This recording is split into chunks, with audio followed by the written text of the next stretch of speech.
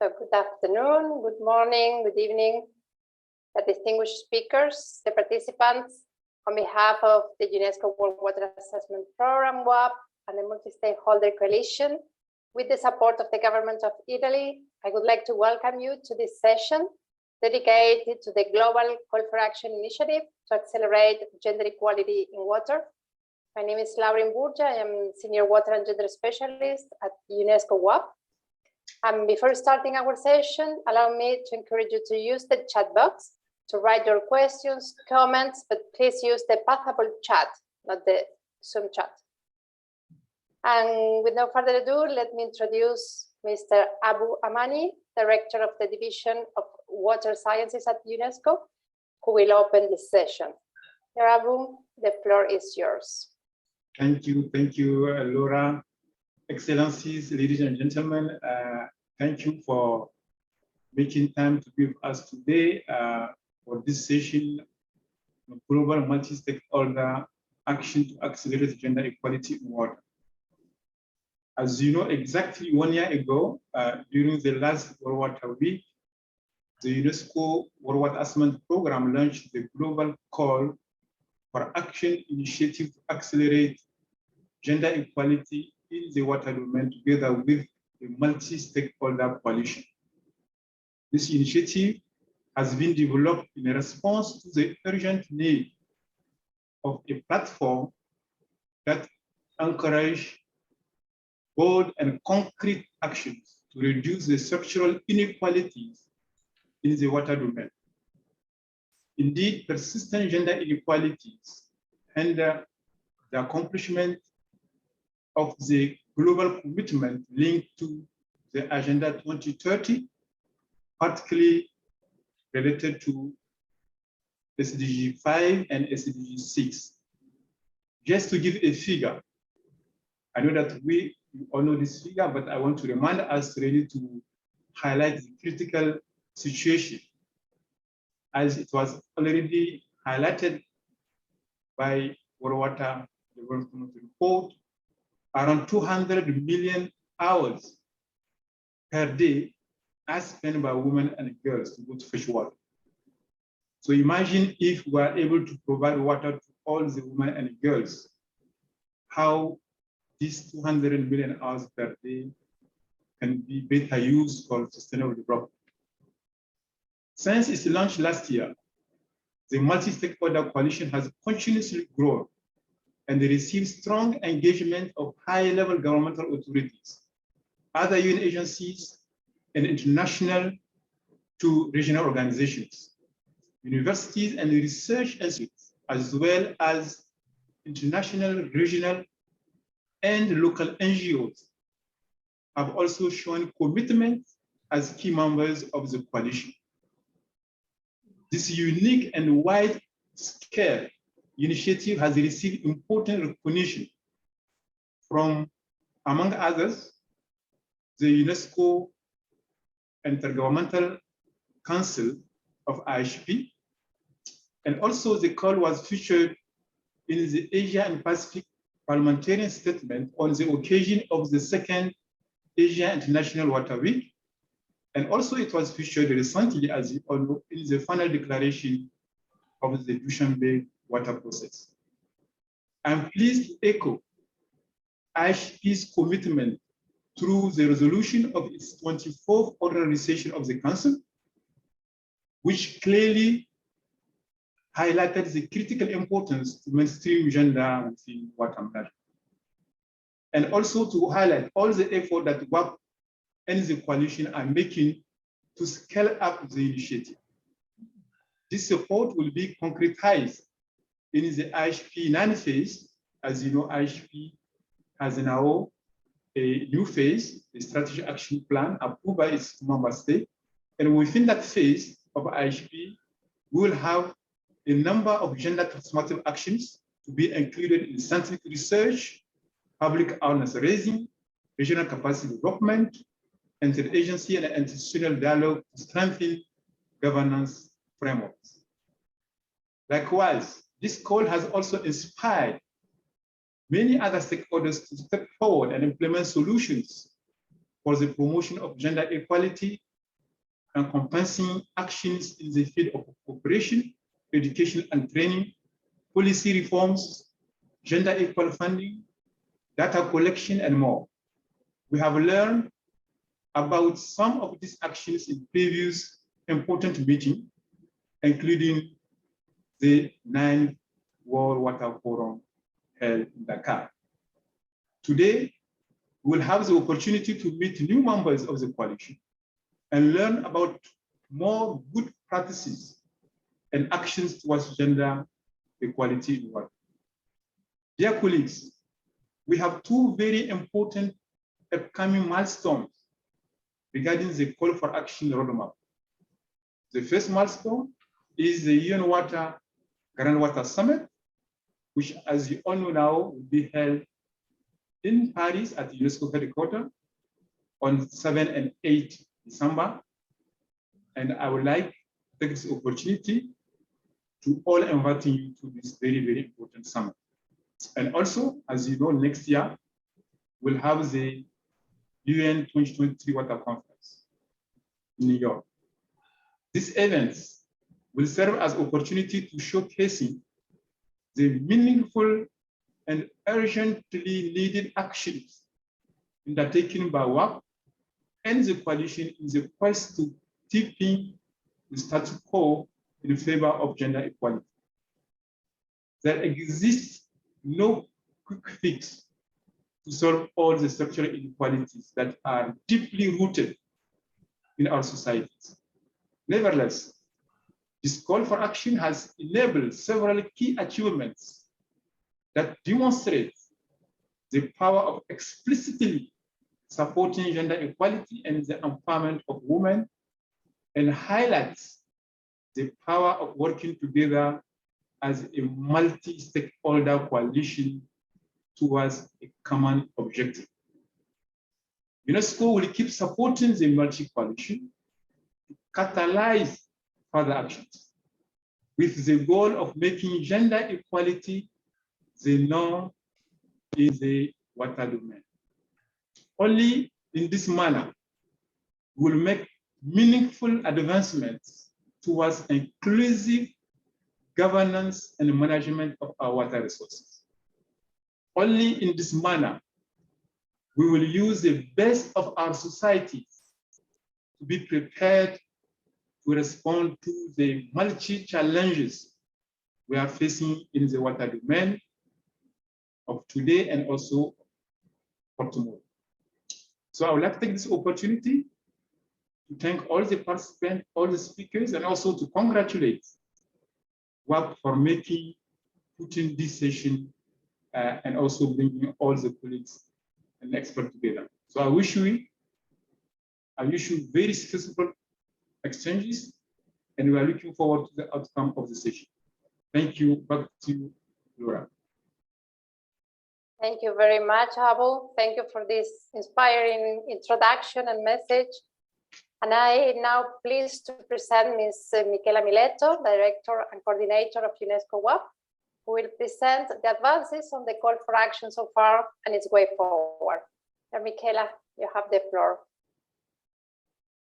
Thank you. Thank you, Laura, and good afternoon and good morning to everybody, distinguished speakers, dear participants, and I can see a lot of friends here, and I'm very happy to see your presence.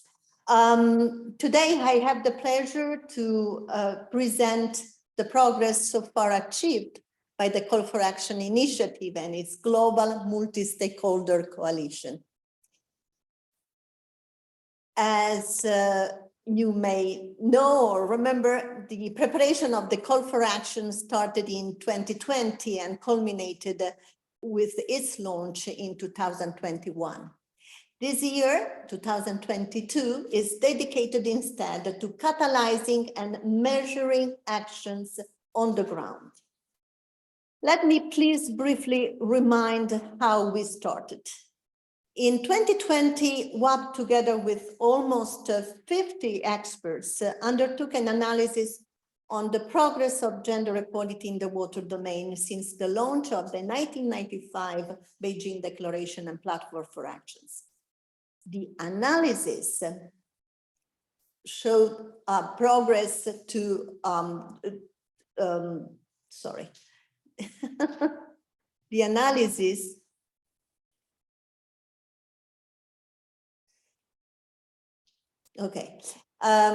the analysis revealed an alarming slow progress to achieve water and gender-related goals established in international declaration and agenda. In particular, SDG 5 and 6 showed to be disappointingly off track. As a result, in 2021, a global multi-stakeholder coalition coordinated by UNESCO WWAP launched the Call for Action initiative to accelerate the achievement of gender equality in the water domain. An ad hoc position paper was prepared and reports the recommendation agreed upon by the coalition to indicate urgent and bold actions into 5 key areas that could break silos and pave the way for cross-sectoral cooperation. In the preparation of the UN 2023 Water Conference, WWAP and members of the coalition are working to turn our commitments into actions through a double strategies.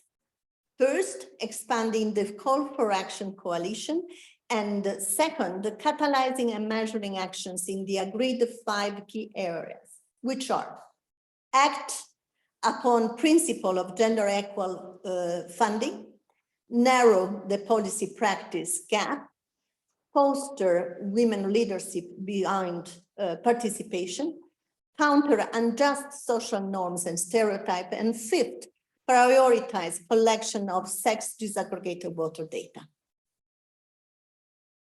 Today, we are counting on the support of about 150 members from more than 60 institutions, 14 member states, 3 regional organizations, financial institutions, UN agencies, non-governmental organizations, academia, UNESCO chairs, and individual specialists. The participation of government institutions represent 48% of the total. You can see on the graph, a huge number, which is critically important to influence water policies in their respective countries and regions. On the other hand, there is another number, the wide number of stakeholders involved from NGOs and regional organizations, 18 and 14%, that are key to make changes on the ground. More effort is needed instead to bring funding institutions and private sector on board. We have recently done a sample survey among the members of the coalition to monitor progress in implementing the recommended actions of the call. As you can see from the graphs, member states participated to the survey quite actively, 47% of respondents, with a good representation in particular from Latin America, Europe, and Africa. The survey revealed a steady progress in implementing actions in the 5 key areas recommended by the call, which we have reported in the y-axis, the vertical axis.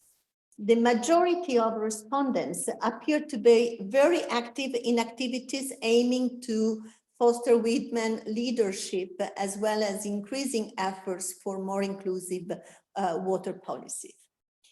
On the other hand, actions to prioritize the collection of sex disaggregated water data was reported as the least frequent, is the last one that you have in the graph. The reported most frequent actions are related, as I said, to raising attention through advocacy and outreach, which counsel almost 40% of the reported actions. The challenge now is to grow on the other priorities, and this is the main take-home message of today. counting down to the Water Conference of New York and beyond, more efforts, more funds, more hands are needed for implementing concrete actions on the ground. Nevertheless, the variety and numbers of actions is impressive. In a few minutes, several members of the coalition will tell us about their ongoing activities. And to shine a light on the members who could not share their experience with us today, here in this slide, you see some examples of reported activities in the coal's priority areas. Let's have a few seconds so they can read it. Okay, next please. Before closing, I would like to recall the call for action roadmap and its milestones towards the end of the 2030 agenda. As remarked by my colleague Abu Amani, there are excellent opportunities for disseminating this initiative in the near future, such as the UNESCO Groundwater Summit in Paris in December, and of course the UN 2023 Water Conference in New York for the midterm review of the International Water Decade in March next year. In such opportunities, we will coordinate with the members of the coalitions to showcase their advances, their projects, and to take advantage of this historic opportunity for joining forces and starting new cooperation and partnership. Even though the coalition is only 1 year old, is a baby, it has already received important recognitions. The resolution of the UNESCO IHP Intergovernmental Council, the mention in the parliamentarian statement of the Second Asia International Water Week, the mention in the final declaration of Dushanbe's Second Water Conference, and in the final report of the African Regional Consultation, and finally, its presentation during the UN high-level political forum in New York last July. This achievement illustrates the growing awareness that gender integration in the water domain is receiving. So congratulations to all the members of the coalitions for the great work. From UNESCO WWAP side, we commit to continue advancing on 3 main pillars. First, amplify the call for action by continuing the leadership of the Multi-stakeholder Coalition to expand it globally. Advocate through a massive communication campaign in multiple languages, as we already doing, and prioritize the collection of sex disaggregated water data through projects on the ground and trainings. The call for action shall continue to be sustainable in the future and needs financial support. It can be done, for example, by supporting the creation of a community for gender equality and water online platform, and guarantee technical and coordination assistance to disseminate knowledge of the members of the coalition, or also supporting the implementation of regional and national capacity development activity that WWAP specifically designs. Finally, I would like to thank the members of the coalition for their activities and invite all those who haven't done it yet to join, promote, and get involved in the call for action. It really represents an invaluable opportunity to get gender equality back on track within the 2030 deadline, and we can only get it together. To join the coalition, you can send an expression of interest to the dedicated email address, water and gender call for action @unesco.org. And for more information, you can go to the WWAP website as shown in the slide. And with this, I close my presentation and I thank you very much for your attention. Over to you, Laura. Thank you very much, Michela. And now we will enter in the second part of this session that will be dedicated to discuss some of the key themes on gender and water through recent partnership and regional actions that are being carried out on the ground. So we will start with Mr. Atika Tanko, Director of Program from AMCO, who will address how a gender and youth inclusion perspective can impact water policy. Please, Mr. Tanko, the floor is yours. Thank you so much for the opportunity. And then having listened to the discussions so far, I think it's only important that as AMCO, we highlight some of the challenges and the progress that we have made insofar as gender and sanitation and water for that matter is concerned. Around the 2011-2012, AMCO was actually very much alarmed on the numbers of women and children and the hours that was being spent in the collection of water and sanitation, water and for that matter, accessing sanitation across the continent. So in 2011, we developed the gender strategy and then topped it up with the gender and youth strategy in 2013. This is very important because I want to underpin that these particular alarming numbers inform the development of our AMCO strategy 2018-2013 on securing water and safe managed sanitation for the continent. So the consideration of youth, the consideration of gender in water and sanitation services delivery cannot be overemphasized. And since then, AMCO itself within our secretariat has made sure that we have gender and youth focal persons within the secretariat to lead the implementation of these various strategies across. And of course, supporting member states with focal persons who are in charge of gender, as well as ensuring that gender consideration and youth are mainstream across the capacity building initiatives that we deliver across. As I speak to you now, last year, we reviewed these strategies and made it gender and youth and inclusion strategy. This is very important because without the consideration of gender and youth across board, we will not be able to achieve the Africa Water Vision as well as the Africa Union Agenda 2063. And I wanted to underscore a very important point here. When we are talking of, gender, some people will just think that it's a woman issue, but this concerns all of us. This concerns all of us because without the strongest and effective participation, and for that matter, active participation of men in the water and sanitation sector, and for that matter, across all the development divide, we will not be able to achieve all those continental and then global goals that we have set for ourselves, especially on sanitation. But what are we doing in this new gender and inclusion strategy?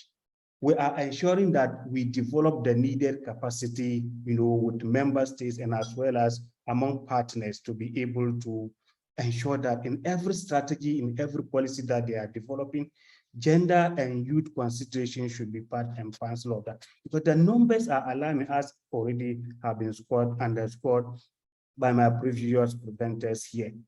And more importantly, too, currently we are having some groundbreaking initiative, that is the Pan-Africa Groundwater Initiative, as well as the Africa Sanitation Policy Guidelines. All these guidelines are considering intricately gender and youth considerations in their implementation. And we encourage all member states of the African Union to ensure that in every strategy that they are developing, be it for water, or be it for hygiene, or be it for safely managed sanitation, gender has to be considered. Why should we consider this? We all know that. You need to wrap up, please. Okay. I think that was my last point. I was emphasizing, why do we need to consider this? Because the dividends is so huge. The numbers of youth are overwhelming, and their mainstreaming into the water and sanitation sector will also create other job opportunities and improve their skills to become the actual future leaders that we want to lead. Thank you on this. Thank you very much. We appreciate these inputs, and I'm now glad to call Mr. Yong Wang Kim, Planning Director of the Asia Water Council, who will refer to the role of gender equality and inclusion to ensure water security. Mr. Kim, please, you have the floor. Yeah, thank you very much. I appreciate allow me this chance to introduce AWC, Asia World Council's activities regarding gender equality and inclusion. I need to share my slide. I sent it to who can, yes, next please. Let me start with a brief introduction. Next please. Yes, I'd like to introduce AWC briefly. AWC is established to raise Asia water issues. As you know, Asia is very vulnerable to water disasters and flood and other climate change is affected. So it was established in 2016, and it's aimed to disseminate Asia water issues and raise global awareness in this matter. So we have more than 150 members from 27 countries. It's not only from Asia, it's all over the world. And Korea Water Resources Corporation has a presidency for this platform. Next slide, please. So this is the history of AWC. Since its establishment, AWC hosted first Asia International Water Week, and this year we had second Asia International Water Week in Indonesia, Labuan Bajo. The theme was sustainable, clean, and sufficient water for all. We have a three main pillar program. There is Asia Towards the Statement. It is a declaration including key issues like smart water management and gender equality and capacity building. And we had the next is Asia water issues. There is thematic sessions based on our this year's slogan. And then we also have a water project business forum. As Asia Water Council right to solve and provide a practical solution to water issues, we invited the stakeholders like government officials and multi-developer bankers and private sectors. So in these three main programs, I'd like to emphasize the Asia Towards the Statement. Next slide, please. Yes, we prepared this statement more than 6 or 1 year, and then during in the process of preparation, we discussed and contact many our stakeholders, especially at the preamble. We put the UNESCO's call for action, gender equality, to our statement, and we also the statement consists of implementation commitment. So we also included the gender equality UNESCO call for action to our commitment.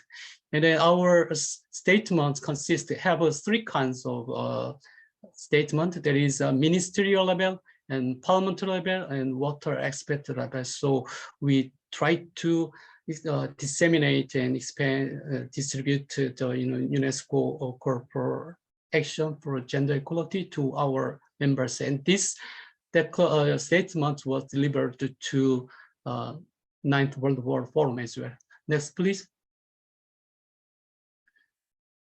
So during against the backdrop of our Second World War, we newly launched the Asia Young Professionals. It was it was evenly consisted from genders. And then we have 3 presidents from men and women equally.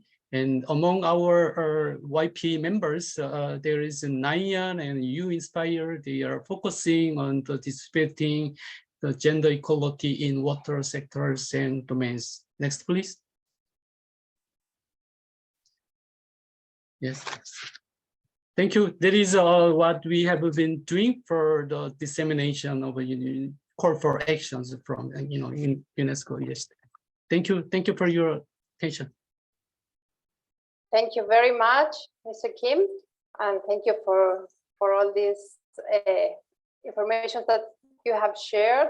And I will now give the floor to Ms. Vivian Castro Ulrich, Senior Urban Development Specialist from the Asian Development Bank, who will address a key topic, the importance of funding capacity development for strengthening WASH institutions.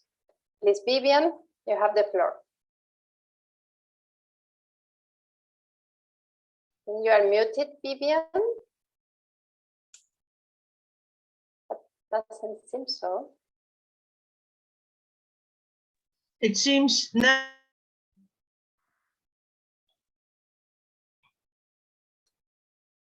We cannot hear you. It seems you're now okay, Vivian. Go ahead. No.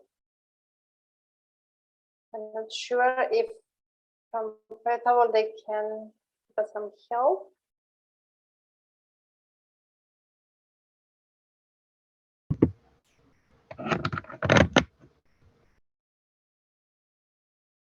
Because she doesn't seem to be muted.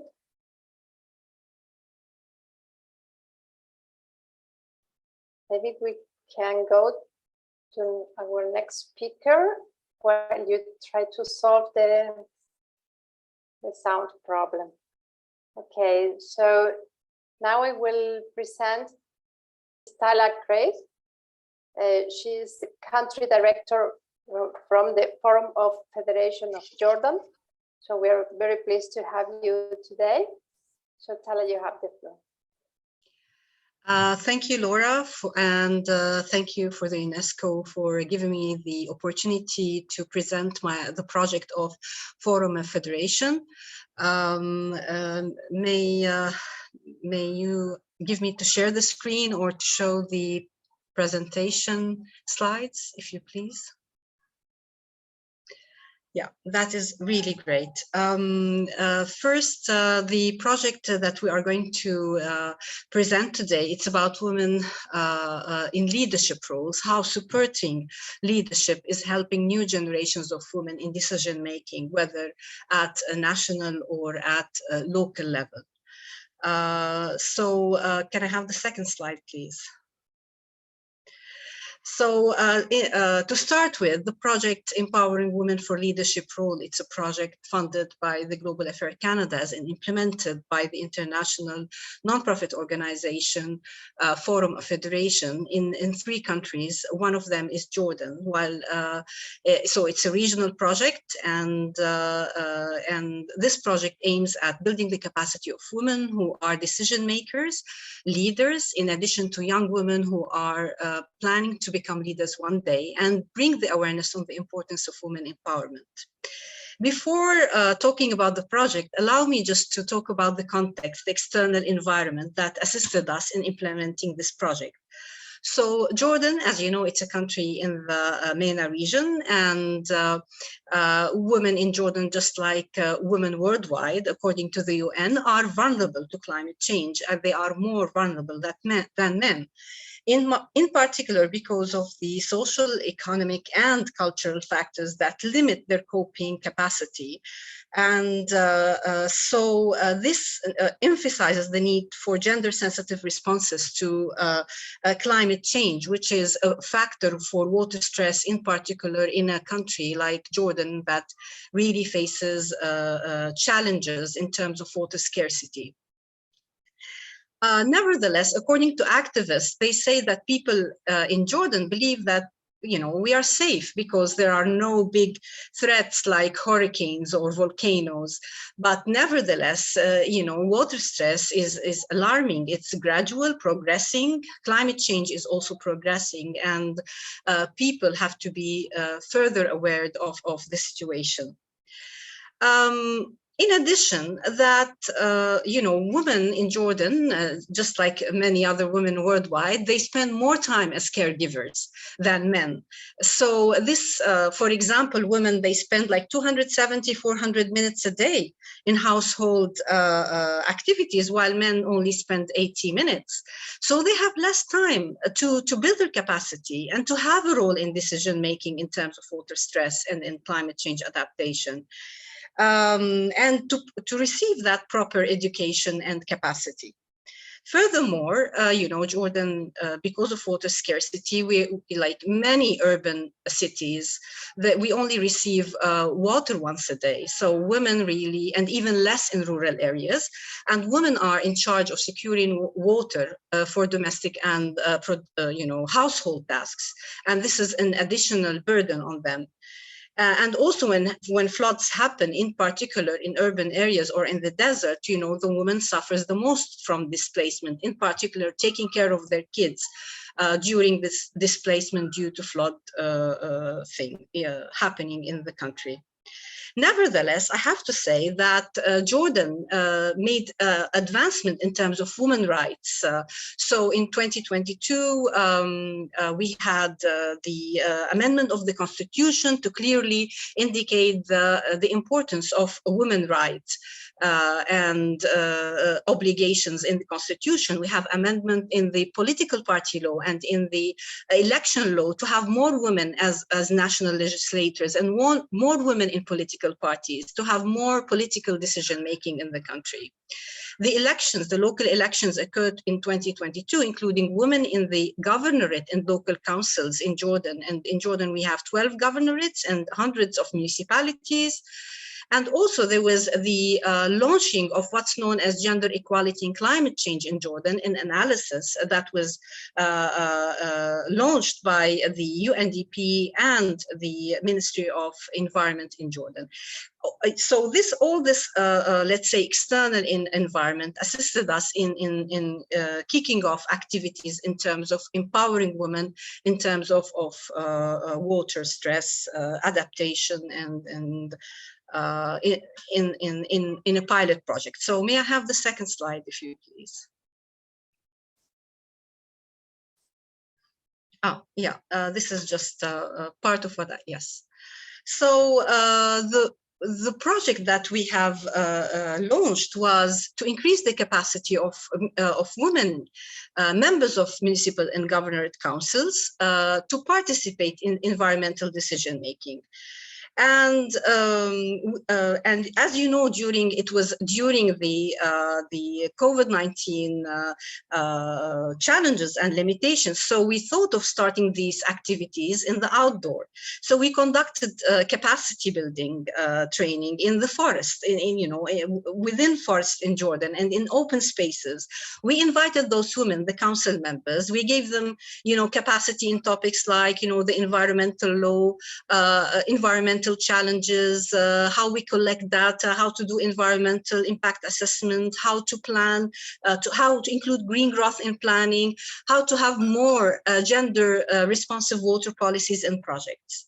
In addition, it was very important to invite these women into study visits to see projects that are ongoing, like in rainwater harvesting, in fish farming, how to use solar panels and water pumping for irrigation. Take them to forests, the limited forests we have in the country, to see the challenges and that forests face in terms of fire and theft and water shortage, so that these women, when they start having a role in decision making in local planning, they have seen all these issues beforehand. We assisted them. Sorry, in conducting town hall meetings.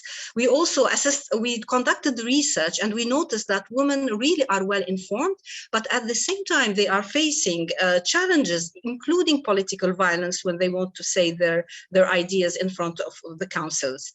And just to wrap up, we were able to do a media campaign to show the role of women, in particular in water stress, by showing a lot of women that are working in technical issues in in wastewater and saving water. So I just want to say thank you for giving me the time. Just the final slide, I would like to show a lady who was one of the members. Sorry.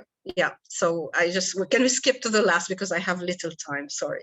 So a lady in the council member, she was saying, yes, women have a role, even in a local council in decision-making for water stress adaptation and mitigation. Thank you very much for your time. Thank you very much, Tala. And we have a nice number of speakers, so we are conscious of time. Okay. So now we will see if Vivian can share her presentation. How's that? Can you hear me now? Excellent. Yes. Okay. So we will share your presentation on our site. Great. So And thanks for bearing with me. I'll just wait for the slide to pop up. Good. So good day, everybody. I'm so pleased to be presenting with such an excellent group of professionals. My name is Vivian. I work in the Pacific region of the Asian Development Bank, and I will talk today about the importance of providing financial resources for capacity development in the water supply and sanitation sector from the IFI perspective. So I doubt anybody here joining today with us would argue that capacity development is important or that it requires funding. But I just want to stress one today, that it's really critical to fund capacity development. And two, we cannot underestimate the cost. So I'll share a little bit on our approach and experience and key considerations when designing such programs. Next slide. So let me just start quickly with the definition of capacity development. So what we're talking about is investing in people, institutions, and enabling environment that together enable the achievement of objectives. So let me just break this down. What does investing in people look like? So it could be upgrading individuals' general specific skills, knowledge, performance through a wide variety of mechanisms, training, experiences, motivation, incentives. And I want to challenge us to think a little bit outside the box. So in a project in Rajasthan, India, that I've been working on with ADB in the past, we designed an internship program for female university students to get exposure in the state's premier infrastructure development agency. So the infrastructure development agency we're working with identified promising female university students who could come for the summer or for a few weeks during the year. And the objective was to prepare women for future technical roles and get them interested in contributing to the WASH sector. So this was an example of not only training existing staff, but also thinking ahead to the agency's potential future workforce, and not only the current workforce. And of course, looking at things like inclusivity and equity, et cetera. So what does investing in institutions look like? Can be improving organizational performance through strategies, plans, rules, regulations, leadership, and others. It also means ensuring that institutions have gender strategies. So there's a wide breadth of possibilities when looking at that dimension. And then investing in the enabling environment. So improving policy framework to address economic, political, environmental, and social factors, and garnering political will and support for reforms. So that's a lot. And the word together here in the definition is deliberate. So, we really try from ADB perspective to look at all three of these to lead to more transformative impacts. And if all three are addressed well, it also requires substantial resourcing and efforts. Next slide. So I don't have time here to go into the detail of this framework on the screen, which is a concept that evolved in Japan. But why I included it is I want to just make the point that those of us working in infrastructure development sector, we have to ensure that several different dimensions are addressed in our projects and programs. So for when we develop infrastructure projects, we're expected to have very integrated approaches that look at how to maximize resilience, social impact, inclusivity, governance, and others. So our project approaches are now expected to be integrated, but are our capacity development programs as integrated as they can be to support this? So I think this framework is useful for those of us designing capacity development programs to assess how we can help ensure that the investments and infrastructure can deliver on all those dimensions and sustain the improvements, because capacity is so essential. Next slide. So in closing, I know that a lot of what I said today is more of a reminder probably for the group here, with seasoned professionals, but I do believe they're important reminders, and I want to leave you just with 4 thoughts. So first, across the 3 levels that I presented, the people, institutions, and enabling environment, we need to think pretty broadly and look at hard and soft areas. Hard are tangible and visible, things like organizational structures or policies. And then we also have to think about soft side, what's intangible and invisible, like leadership, behaviors, accountability. And we can also group capacities into technical and functional. Functional are things like planning, budgeting, communications, etc. Second, we need to identify the best partners and mechanisms for capacity development. We need a mix of approaches as the bar is high to deliver on integrated infrastructure programs. So I do believe we're likely to need traditional consultants for certain things, but there's other ways too, like peer-to-peer learning. This is a very strong tool. ADB has a longstanding water operators partnership program that partners utilities for focused learning programs. And this can be a very effective way to transfer skills and motivate staff. NGOs can also be important partners, for example, for training utilities on WASH programming and community outreach. So I just urge us all to try different approaches and look for non-traditional training partners as well. Third, we need to know what success looks like and have a common vision. So for longer term programs, what we've been trying to do is design mini milestones so we can evaluate if we're making traction. And this also helps us have a good story of change to tell along the way, which can help us attract more funding for the next phase of capacity building, since it's never over, really. And we can be showing results and showing demonstrated commitment by the recipients of support. So this storytelling element is quite important. And my final point is that capacity development requires long-term commitment and resourcing. It does cost money, and patience and endurance are also a must. It's a long race. And we need to be prepared and ideally have a longer term plan so we can avoid ad hoc efforts. And having that plan can also help us secure a good amount of resources and also convince the organizations we're working with to allocate their own resources for investing in staff, for example, and not completely depend on external partners for capacity development. To me, that would be a good indicator of success, to have organizations in our sector see the business value and incrementally invest more in capacity development themselves. So I just tried to give here an overview of the challenges we're facing, the breadth we need to think about, which does require significant resources. So let's collectively keep advocating for more resources. We're doing that from ADB side for capacity development for WASH sector. I think Lawrence in the chat box was just going to share a link to a Pacific WASH webinar series that we're delivering with the Pacific Wastewater Association on various WASH topics. Very dynamic. I urge you to take a look, and I'll stop here. Thank you for your time. Okay. Thank you very much, Vivian, for all this very, very useful information. And I thank all the speakers of this part of the session. And I'm pleased now to pass the floor to Ms. Oriana Romano from OECD. She's head of the unit at the Water Governance and Circular Economy Cities, Urban Policies and Sustainable Development Division. Oriana will moderate the next leg of the session. And now, Oriana, over to you. Thank you very much.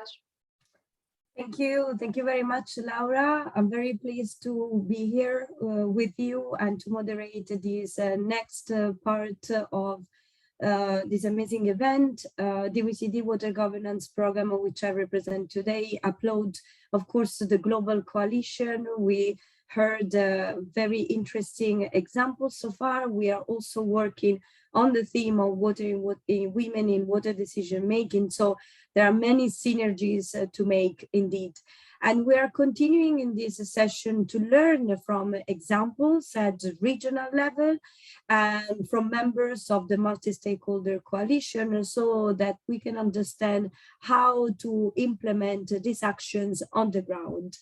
Since we're running late, I will play a little bit the bad guy here with the timing. I will kindly ask our next speakers to stick with the 5 minutes allocated time. And let's start with Ms. Phan Thi Thu Huong from the Oxfam Vietnam Country Office. Ms. Huong, the floor is yours. 5 minutes, please. Thank you. Can you put my slide up, please? Yes, there you go. Thank you. Yep, thank you. Today I'm sharing the practice of the Mekong water governance programs. That's the regional water governance programs of Oxfam. In this, I will share the practice of the programs about gender equalities and women leadership. Next slide, please. The women leadership also applied in the water program. We apply the same framework as for gender analysis framework as in round catalyzed, which have a comprehensive 4 areas: the structures, the agencies, the norm, and the access, which are in line and also complement also for the 5 areas which have addressed in the report of accelerating gender equality in the water domains as UNICEF provide as last year. Next slide, please. And the water governance programs of Oxfam cover proudly to cover the 4 quadrants of all areas. The most significant practices in all areas that, like in access, we encourage CSO, private sectors, and policymakers to use genders and social analysis impact tools, which not only like encourage the disaggregate data, but also to find the root cause of all the the gender equalities for the suitable interventions, and also it gives the ownership for the women leaders in the communities. The tool is such as gender impact assessment, feminist participatory action research, or gender action learning system that is implemented in all 4 lower Mekong areas in Laos, Cambodia, Vietnam, Thailand, and Myanmar. And in the structures areas, we also work toward the changes of policies, the institutions towards the gender transformatives. For example, we work with the government bodies such as in Cambodia, we work with Ministry of Environment to develop the gender mainstream strategic plan for the next 5 years of the countries. We work with the Ministries of Natural Resources in Laos to deliver the trainings for the gender technical groups to build their capacity in gender mainstreaming in water governance and resources management. We also, I'm happy that the ADB represented here. We also work with ADB Bank in Vietnam and in Cambodia to comment and contribute to their gender equality strategies process.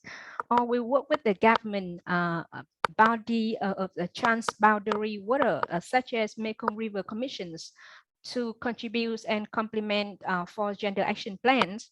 And as the speaker before, like we want to invest in the pupils itself, the agencies of the women is very important. We try to provide different methods and approach to deliver the trainings and provide tools to boost the confidence, the skills of the people, of the women in the localities, to help them to have enough knowledge and ability to raise their voice, such as like we provide the guiding trainings for youth networks and river defenders.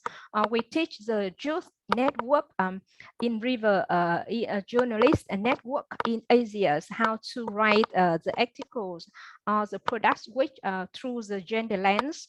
or we provide the advocacy skill for indigenous women and youth in Asia's network, or women fishery network in the 5 countries. At the same time, we also boosting the collective actions and also the peer-to-peer support by connecting these women network together to establish the community network or the regional network in all 5 countries.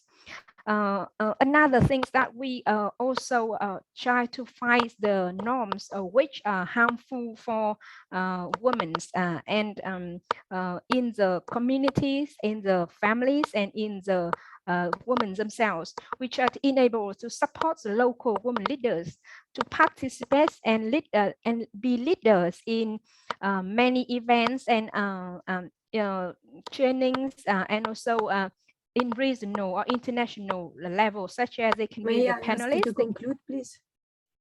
Yes, and they also can in international events, and also we amplify the women leading voices through forum and media to help them to express their voice, such as like women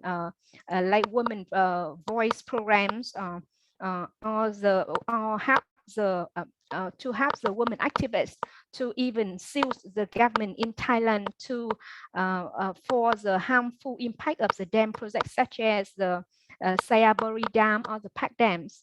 And next slide, please. With this practice, we have the 5 main messages, which are very important during Just concluding words, please, in 1-2 seconds, because we have several speakers. Okay, okay, so you can see on the screen, expect the transformations is the process of change. So we need to capture that process for the proper measures. And leader can be burdened for the women until if we have them fully exercise the rights. So be careful when we are pushing them to be leaderships. And we should see the intersectionality lens in the women when we do the activity, because they need to integrate with ethnic, class, age, or abilities. And last, women is hidden in the water governance discourse, because this water governance is the technical which increasing privilege, productive, social and gender issue normally be hidden. Last is the men also experience the gender issues as others. So men and other ethnic matter group, LGBTs, the youth must be part of the solution for gender equality in the water governance. That's all from me. Thank you for listening. Thank you very much, and sorry for being strict on the time, but it's to be inclusive and give the floor to everybody. So it's important your messages about building capacities, about also looking at the challenges and make sure that this is an inclusive approach, so women, but also other, let's say, categories. So looking to the people-centered approach. Very, very interesting. Feel free to share in the chat any link you may deem useful for people who are attending this event. And now we have a video message from Miss Esther Martinez Baena. She is responsible of the international cooperation at Conagua, Mexico. So I guess we can start the video, please.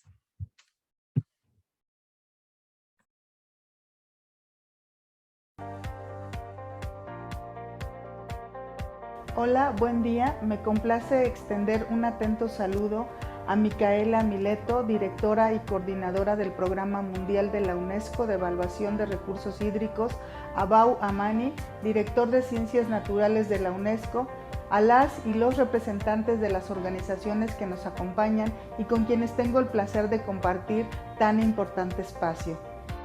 Me siento emocionada de saludarles desde la Comisión Nacional del Agua en México y extenderles un saludo de nuestro director Germán Arturo Martínez Santoyo, quien me ha encomendado agradecer la oportunidad de participar en el marco de un evento tan relevante para nuestra comunidad, la Semana Mundial del Agua.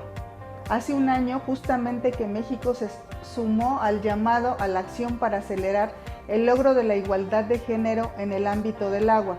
Y qué mejor ocasión que esta para revisar el progreso realizado de cada uno de los socios involucrados en esta iniciativa. En nuestro país, de acuerdo a datos del Instituto Nacional de Estadística y Geografía, INEGI, históricamente la población mexicana ha estado compuesta por más mujeres que hombres. En 2020 representábamos un 51%. Precisamente las mujeres y niñas, quienes además de ser líderes en la administración del agua, sobre todo en comunidades rurales y marginadas, son las más afectadas por la falta de acceso al recurso. Con base en cifras del año 2019, dato proporcionado por INMujeres, las mujeres destinan 30.8 horas cada semana a las labores de hogar no remuneradas, entre ellas el acarreo de agua casi 3 veces más que los hombres. Las mujeres juegan un papel fundamental en la producción de alimentos, especialmente a través de agricultura de subsistencia. Por ello, el compromiso de visibilizarlas y empoderarlas como agentes de cambio es enorme. A continuación, me permito compartirles algunas de nuestras experiencias y acciones. Desde el año 2020 se incorporó la perspectiva de género en la normatividad bajo la que opera uno de los programas principales en Conagua, el programa de agua potable, drenaje y saneamiento ProAgua. Con ello, reconocemos el importante vínculo entre los objetivos de desarrollo sostenible sobre género y agua. Incluimos esta perspectiva con el propósito de disminuir las brechas de desigualdad, oportunidades, acceso, control y uso de los recursos, bienes y servicios que presta el agua, a fin de garantizar bienestar y desarrollo.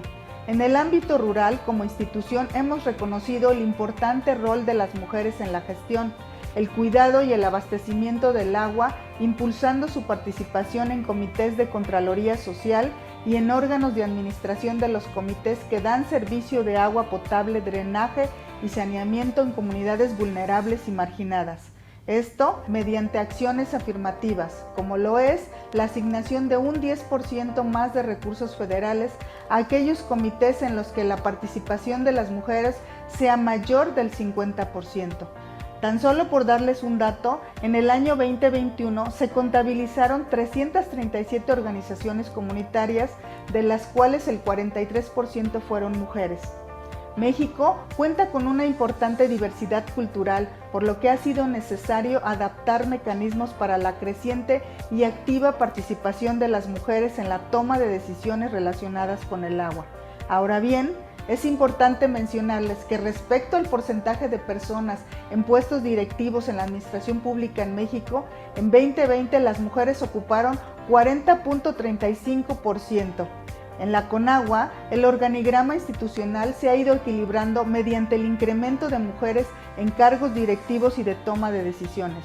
En el año 2021, Conagua ya registraba aproximadamente un 40% de mujeres en su plantilla laboral, y hago hincapié que por primera vez la coordinación de nuestro Servicio Meteorológico Nacional está a cargo de una mujer. A lo anterior se suman las acciones del Estado mexicano para cumplir con los tratados internacionales en materia de derechos humanos, así como de igualdad y no discriminación. Otra acción importante que deseo compartir con ustedes es que la Conagua obtuvo la certificación en la norma mexicana sobre igualdad laboral y no discriminación, logrando la recertificación en el año 2020. En el año 2024, la institución se someterá nuevamente a esta evaluación. Como ya lo hemos observado, hemos avanzado, pero aún el reto es mayúsculo, por lo que la perspectiva de género en el sector agua debe ser una prioridad en nuestras agendas. Falta mucho por hacer en áreas como el fortalecimiento de canales de participación, en la generación de más y mejores datos desagregados por sexo y sobre todo en la sensibilización del sector hídrico ante la necesidad de incluir equitativamente a las mujeres. Por lo que participar en este tipo de espacios nos brinda la oportunidad de escuchar y aprender y, ¿por qué no?, de acoger aquellas experiencias y replicar acciones que abonen hacia un presente y futuro que reafirme el principio rector establecido por nuestra administración actual. No dejar a nadie atrás, no dejar a nadie fuera. y su servidora lo mejoraría diciendo, no dejar a ninguna mujer atrás, no dejar a ninguna mujer fuera. Muchas gracias.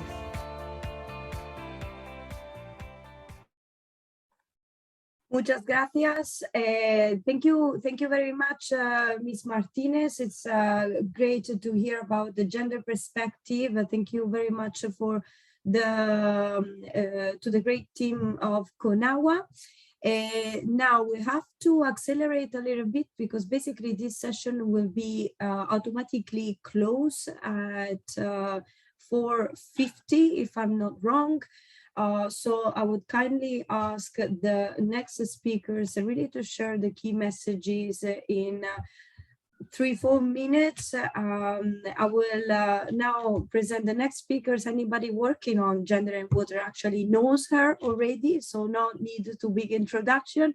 But I'm talking about Ms. Lesha Wickmer, steering committee member of Women for Water Partnership. So Lesha, the floor is yours. So, you know, you don't have a lot of time, but I know you will use it wisely. Go ahead, please. That is okay, Oriana. Go to the next slide, please. So we did research. And why did we do research? Because a lot of our donors, a lot of our supporters are saying, yes, socially, politically, we think it's very important to have women involved, but can you prove it, that it actually works? So with that question in mind, we set out to research the 3 main questions that are now on your screen. So let's say the most important one, if you really achieve having more women involved in every level, what is the impact? Does it actually change the playing field? Go to the next one. So what we found is that there are 3 different approaches to this. One is involving women. So yeah, they're invited to be there. They play a role in the implementation, but not necessarily in this decision-making process. The second type is projects that are designed, implemented, and controlled by women. And women have taken part in all phases of the decision-making process. But it is women, let's say women only. The third one is a systematic inclusion of women, meaning that the players deliberately and systematically change the way they organize things, the way they involve people, and actually make a change in the system. Next one. So this is a lot of ideas, which you can all read in the report. But what it basically says is that you can't do this on a one-off. So one project that is doing something nice is not going to change the world. And if you don't really act on it, and you only have a policy, but not a plan, then you're not going to go very far. Take time. The slides will be available. The report is available, so you don't have to rush yourself. But there's a lot of really important do's there. Go to the don'ts, the next one. Don't ignore. Because they might not have a diploma, because they might be seen to you as the mother or the housewife, that doesn't mean that they're not knowing what they're talking about. Do not accept that technically something might be really interesting, but it might not work. Simply because in the social and cultural context, people don't know how to implement it. and they don't get, the women especially don't get involved. And then don't underestimate the power of stereotypes. There's loads and loads of stuff that people think it is the way they think, but it might be totally different, giving half a chance. So looking at community stereotypes and norms, if you ignore them, it might just turn the best technology into a disaster, especially when it comes to maintenance and continuing. But if you do from day one, you actually will make a really good investment. Next, please. So our main lessons from the research, and the link is at the end, so you can read the whole report. But one is analyze really the situation on the ground before you start. So any bright idea, any well-meant idea, first has to be checked against the actual situation. Make sure that the objective is clear, and make sure, and this is something I heard a lot of really great projects passing by in the last hour, that your top people are committed and stay committed, and actually pressure the level below them, because they're the implementers. Lesha, one concluding word. Yes. So probably I would go to my next slide and say, please read our report. The link is there. If you want to chat with us about the results and the recommendations, please do so. I think most of you know where to find me and us and my colleagues. And I think this is very important also for our collective aims to get gender equality more traction, because if we can prove that it works, which we can, then we'll get more support. Well, thank you very much, Lesha, with the do's and don'ts and main lessons. You already provided us with a recipe for success, and of course for more insights and specific data examples and much more. We invite, of course, to read the report, and feel free to share the link also in the chat. And now, last but not least, I would like to, before the concluding remarks, I would like to give the floor to Ellie Park. Ellie is a program specialist of the UNESCO International Center for Water Security and Sustainable Management. And she would like to share with us the water and gender equality context. Ms. Ellie Park, please keep your presentation under 3 minutes so that we can conclude the session with concluding remarks from UNESCO and colleagues. And many thanks, and sorry for cutting your presentation. No worries, that's okay. Thank you first to all for giving me this floor. And could you please go to the next slide, please? Yes, I'm Ellie Park from the IWSSM.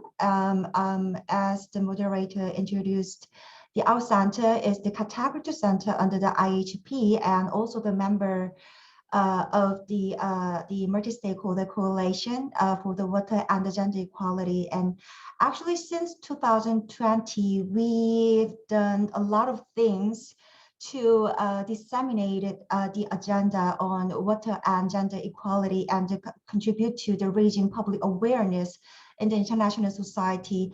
But I won't go every detail. So could you please go to the next slide, please?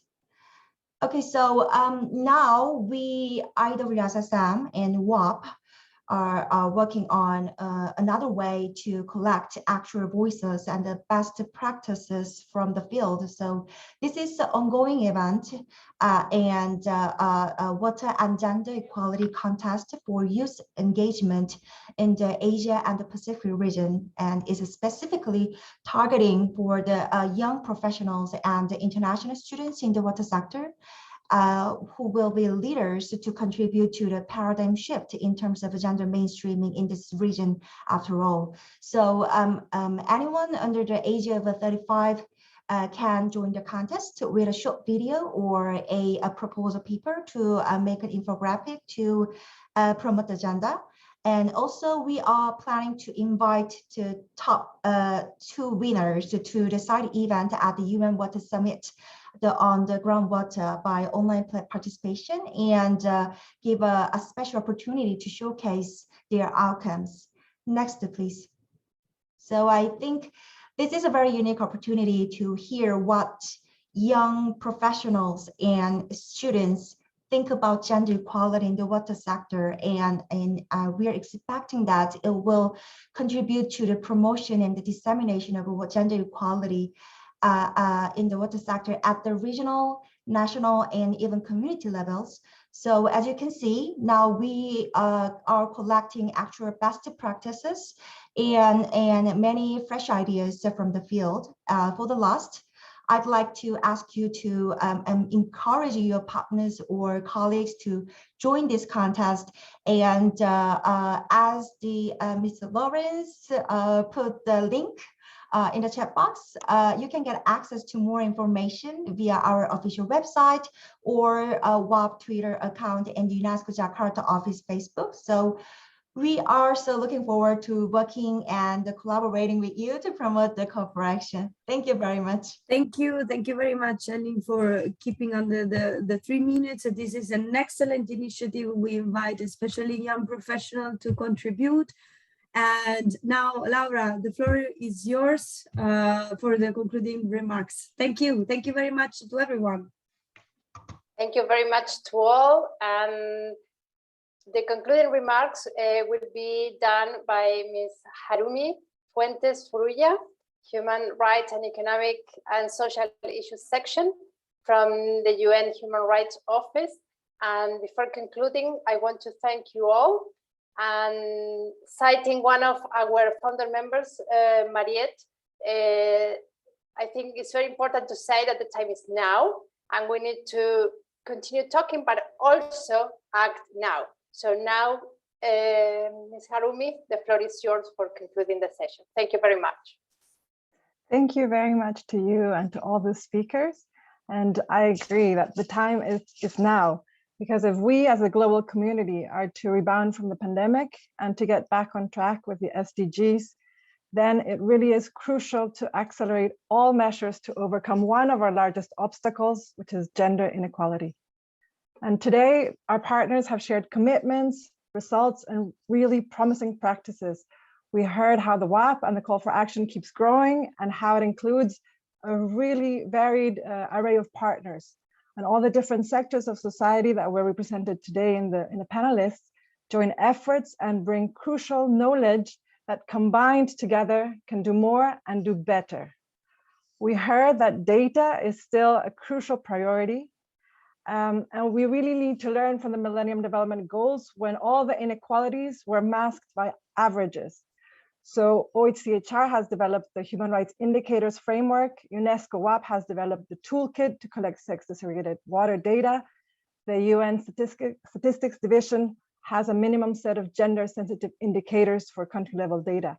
And this is really crucial because from a human rights-based perspective, we need to identify where the inequalities lie and where the discrimination is. On funding, we heard about the role that international financial institutions can play as partners, not only through supporting international assistance through resources, but also through technical resources and transfer of skills like peer-to-peer learning. We heard some country examples about laws that are in place to improve and promote gender equality, such as affirmative action in elections laws, specific gender perspective in WASH policies, active participation of Indigenous women and women at leadership levels. But we also heard that we need to narrow the gap between the law and the practice. We heard about the participation of women in the water sector that has meant different approaches to different people. And what we really mean is the meaningful, active, and free participation and addressing all the barriers to the participation of women in marginalized situations. So considering gender from the beginning can really reduce the risk of us furthering any more discrimination against women and leaving them further behind.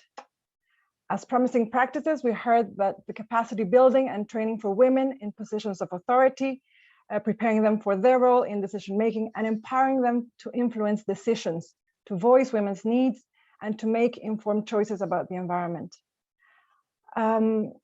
One key message was that gender equality concerns all people. And I think that this is what this call for action is about. It's about boosting partnerships to increase participation and inclusion and to accelerate progress. And one point that was reiterated a few times that is concerning is that women continue to be at risk for voicing their views or for taking a leadership role, which reminds us that any approach to overcoming gender inequalities in respect of the rights to water and sanitation has to also address structural discrimination and the specific needs of women regarding harmful gender stereotypes, social norms. So please to take this into account, this twin track approach. The time is now. Last month, the General Assembly adopted Resolution 76-300 on the human right to a clean, healthy, and sustainable environment. It's a historic resolution and an expression at the highest level of the political commitment to a healthy environment, which is the foundation of many human rights, including water. The lives and the livelihoods of all people and the health of the planet are at serious risk due to the current crisis and the environment stressors that most of you have identified.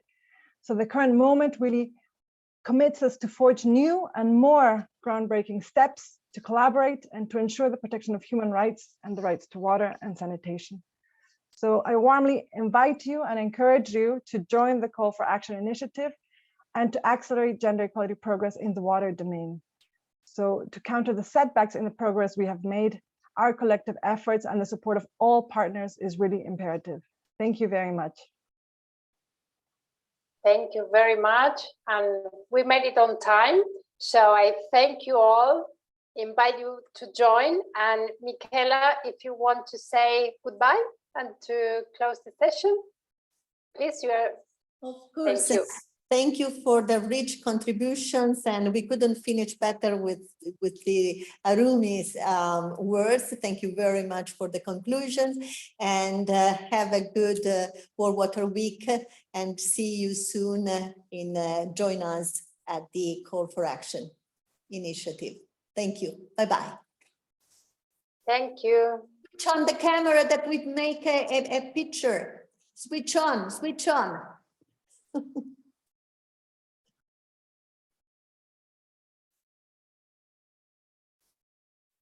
Okay, please. Yes, Maria, switch on your camera. Neil. Seems they are not closing us, so thank you, and our apologies for having run so quickly. All right, let's start taking pictures. All right. Okay, bye-bye. Thank you. Thank you.